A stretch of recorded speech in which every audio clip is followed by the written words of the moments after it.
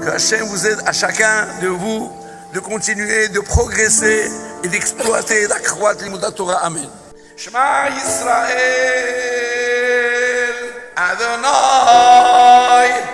Eloheinu, Adonai, Echad.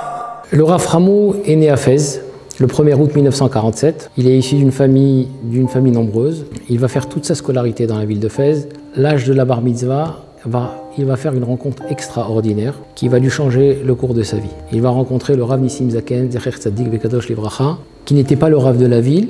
Il était maître tailleur de profession, mais il savait étudier.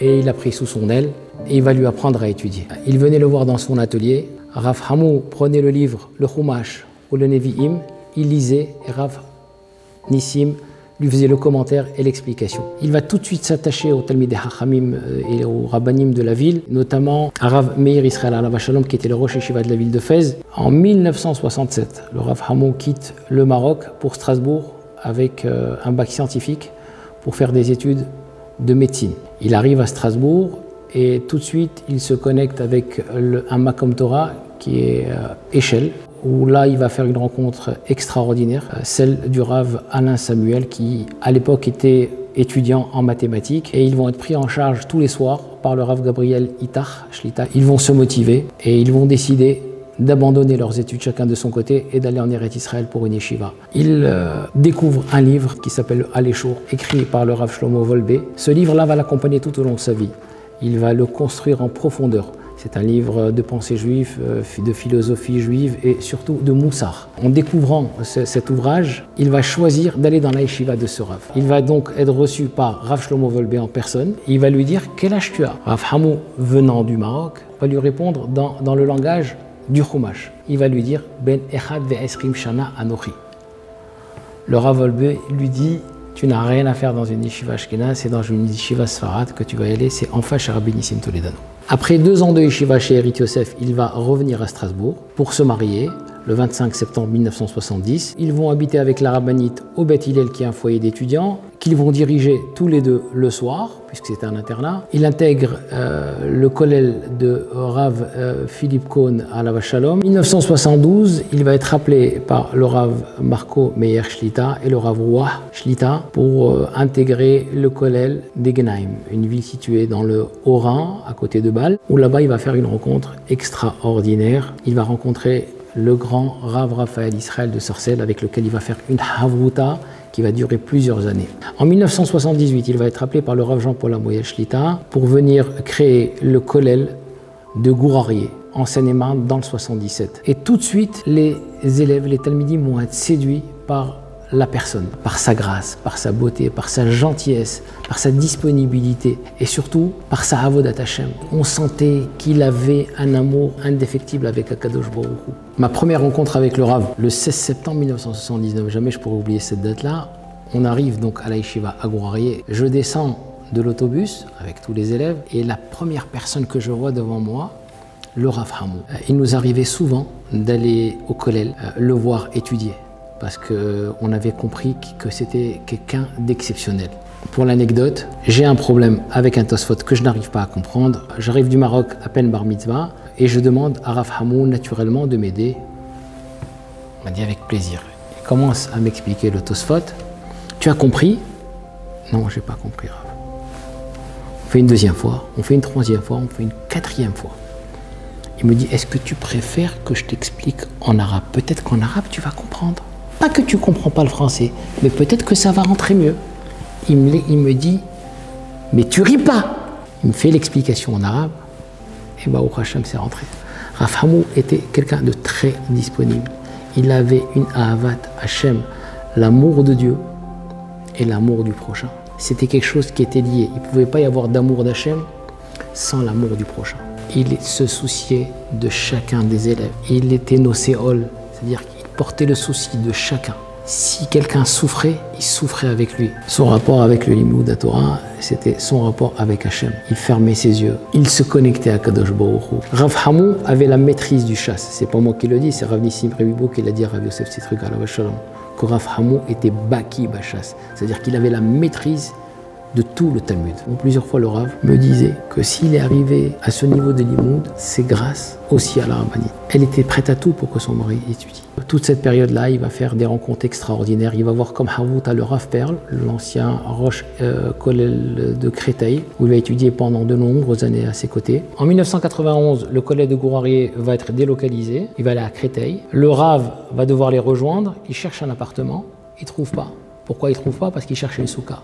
Et comme il cherchait une souka, il n'a pas trouvé à Créteil. Vient M. Alain Zagdoun qui va lui proposer une petite villa dans le 19e, dans le quartier de la Mouzaïa. Et c'est là où l'histoire de Mekor Haïm naît. À la base, c'est un Bet Knesset, puisque le Rav dirigeait le Kollel de Walei Yaakov dans le 19e arrondissement. Il avait comme Havout Rabbi Nissim Ribibou Alav Shalom, qui était le Av Beddin au consistoire de Paris. Petit à petit, Mekor Haïm va se développer, il va y avoir des cours. Le Rav va donc prendre en charge à temps plein le Bet Midrash, va développer le Bet Midrash, des cours au quotidien, à toutes les heures de la journée et du soir. Mekor Haïm devient un endroit incontournable à Paris. Tous les rabbanim passant par Paris s'arrêtaient chez Rav Hamou et venaient lui rendre visite.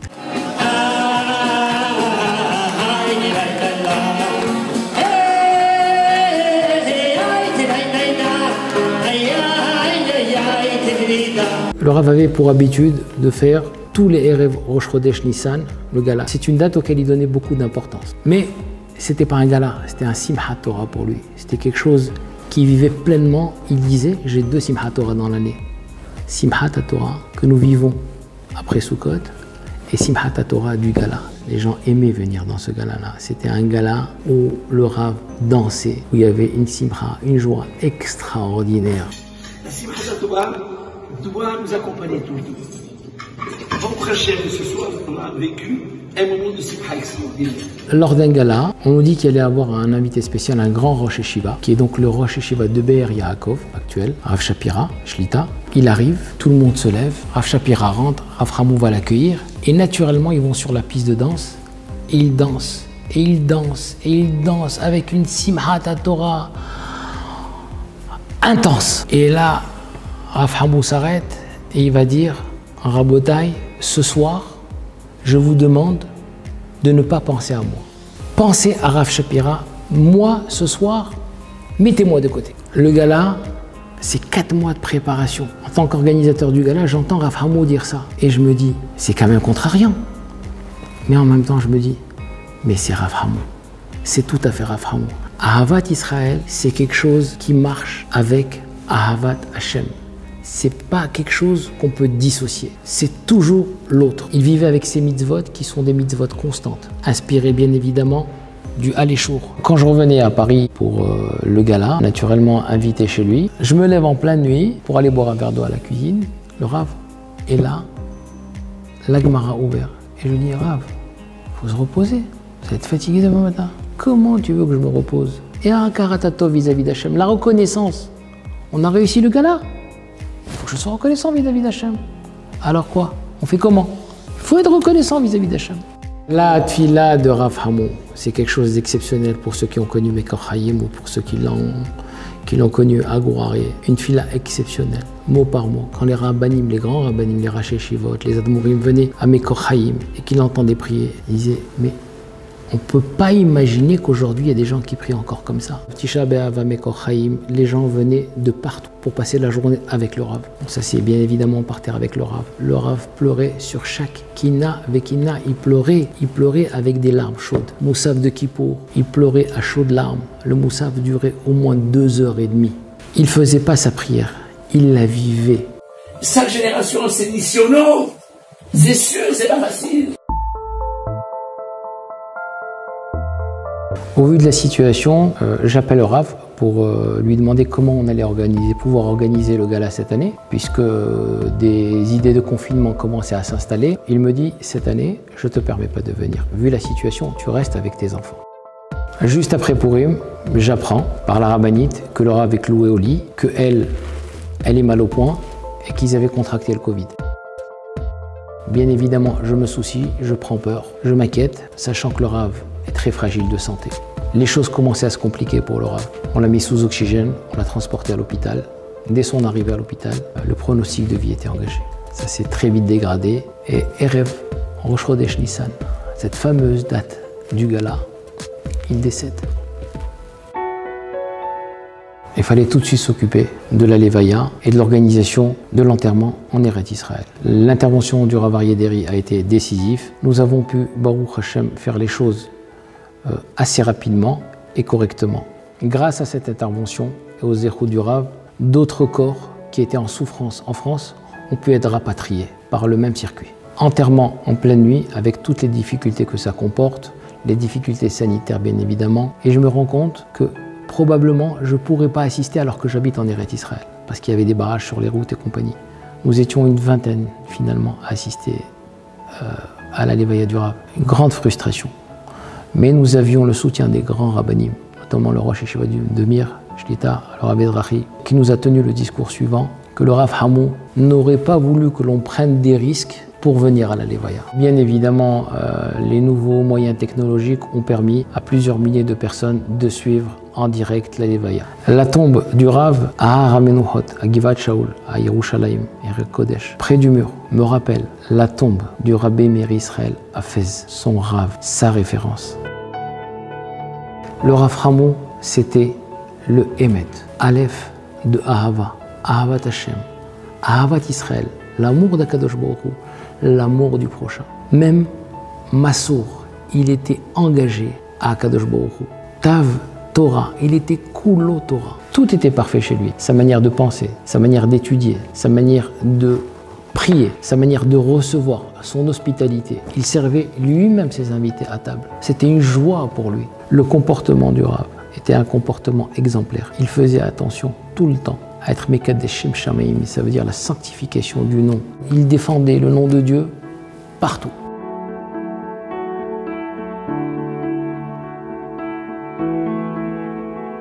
Shalom Ouvracha, peut-être vous êtes un peu loin de moi, mais mon cœur est avec vous.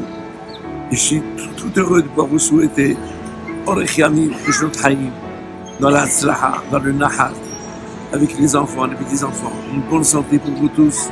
Et que je vous protège. Amen.